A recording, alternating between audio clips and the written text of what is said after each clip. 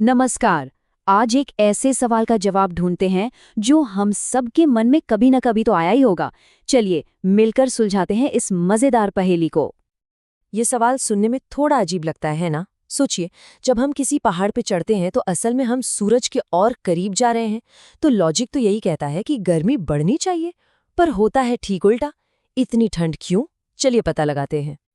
हाँ, तो ये है पहाड़ों की पहेली। ये हमारे कॉमन सेंस को एकदम चैलेंज करती है। तो आइए एक एक करके इसकी परतें खोलते हैं और समझते हैं कि इसके पीछे का साइंस क्या है। ये तो हम सब ने महसूस किया है। जैसे ही छुट्टियों में पहाड़ों की तरफ जाते हैं, गर्म कपड़े पैक होने लगते हैं। और ये भी पता है कि पहाड़ जितना ऊंचा होगा, ठंड उतनी ही ज्यादा होगी। पर सवाल वही है, ऐसा होता क्यों है? ठीक है, तो सबसे पहले उस चीज की बात करते हैं जो सबसे पहले दिमाग में आती है, दूरी। क्या सूरज के थोड़ा सा पास चले जाने से सच में कोई फर्क नहीं पड़ता? चलो देखते हैं। अब जरा इन नंबरों को देखिए। मान लीजिए कोई दुनिया की सबसे ऊंची चोटी माउंट एवरेस्ट पर भी चढ़ जाए, तो वो सूरज के कितना पास जाएगा? मुश्किल से 9 किलोमीटर। और सूरज हमसे दूर कितना है? करीब करीब 15 करोड़ किलोमीटर। अब सोचिए, 15 करोड़ किलोमीटर के महासागर में ये 9 किलोमीटर की दूरी तो एक बूंद जैसी भी नहीं है, मतलब ना के बराबर। तो ये तो एकदम साफ हो गया, सिर्फ 9 किलोमीटर पास आने से हमें कोई गर्मी महसूस नहीं होने वाली। तापमान पर इसका कोई असर नहीं है। इसका मतलब असली वजह कुछ और है, और अब हम उसी असली वजह को जानेंगे। और वो असली वजह है हवा का दबाव। जी हाँ, एटमॉस्फेरिक प्रेशर। यही वो चाबी है जो पहाड़ों पर ठंड के इस राज का ताला खोलेगी। इसको ना बहुत आसान भाषा में समझते हैं। सोचिए कि हम सब हवा के एक बहुत बड़े समंदर की तह में रहते हैं। हवा का भी अपना वजन होता है।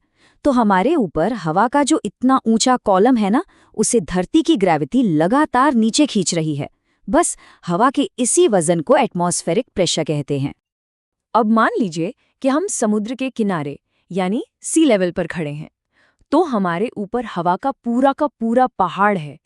इस सारे वजन की वजह से नीचे की हवा के जो मॉलिक्यूल्स हैं वो एकदम एक दूसरे से चिपक कर दब कर रहते हैं। मतलब हवा बहुत घनी, डेंस होती है, और इसी वजह से प्रेशर बहुत ज्यादा होता है। और अब सोचिए इसका ठीक उल्टा।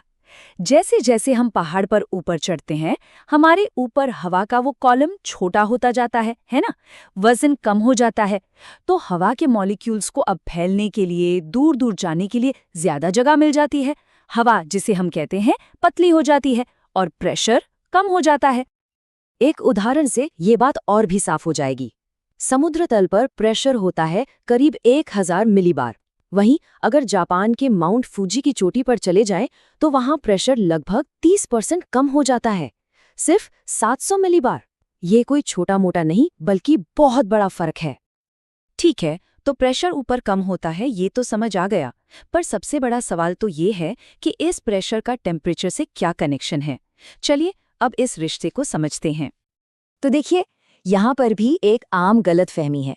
हमें लगता है कि सूरज की किरणें सीधे हवा को गर्म करती हैं, पर ऐसा नहीं है। होता यह है कि सूरज की गर्मी पहले जमीन को, धरती की सतह को गर्म करती है, और फिर वो गर्म जमीन अपने सबसे पास वाली हवा को गर्म करती है। जैसे तवे पर रोटी सिकती है, कुछ वैसा ही। और बस असली खेल यहीं से शुरू होता है। जमीन के पास जो हवा गर्म हुई वो हल्की हो जाती है और ऊपर उठना शुरू करती है। अब जैसे जैसे वो ऊपर जाती है, वहां तो प्रेशर कम है, हमने अभी देखा। तो उस हवा को फैलने के लिए, एक्सपेंड होने के लिए बहुत जगह मिल जाती है। अब यहाँ साइंस का एक बेसिक नियम काम करता है। किसी भी चीज को फैलने के लिए एनर्जी चाहिए, तो ये हवा एनर्जी कहाँ से लाएगी? कहीं बाहर से तो नहीं ला सकती। तो वो अपनी ही अंदर की गर्मी को इस्तेमाल करती है। और जब वो अपनी एनर्जी फैलने में खर्च कर देती है, तो वो खुद क्या हो जाएगी? ठंडी। बस इसी प्रोसेस को एडियाबैटिक कूलिंग कहते हैं। और यही असली वजह है पहाड़ों के ठंडा होने की। और ये जो टेम्परेचर में गिरावट है, ये कोई मामूली नहीं है। एक अंदाजे के मुताबिक हर 1000 मीटर यानी सिर्फ 1 किलोमीटर ऊपर जाने पर टेम्परेचर में लगभग 8.5 डिग्री सेल्सियस की गिरावट आ जाती है। सोचिए जरा, ये कितना ज्यादा है। तो चलिए, अब तक जो कुछ भी हमने समझा उसका सार क्या है, सबसे बड़ा सबक क्या है? तो निचोड़ ये है, सूरज के पास जाना या दूर जाना, इसका टेम्परेचर पर कोई खास असर नहीं है, नेग्लिजिबल है। असली खिलाड़ी तो हवा का दबाव है। ऊंचाई पर जाने से प्रेशर में जो जबरदस्त गिरावट आती है, वही हवा को ठंडा कर देती है। ये एक लाइन पूरी बात को एकदम साफ कर देती है। तो अगली बार जब किसी बर्फीले पहाड़ की चोटी देखें तो ये याद रखना होगा कि ये ठंड सूरज से दूरी के कारण नहीं, बल्कि कम दबाव के कारण हवा के फैलने और ठंडा हो जाने की वजह से है। और जाते जाते एक सवाल सोचने के लिए, कभी कल्पना कीजिए कि अगर हमारी पृथ्वी पर हर जगह, चाहे वो समंदर का किनारा हो या माउंट एवरेस्ट की चोटी, हर जगह एयर प्रेशर बिल्कुल एक जैसा होता, तो हमारी दुनिया कैसी होती, हमारा मौसम कैसा होता? इस पर सोचिएगा जरूर।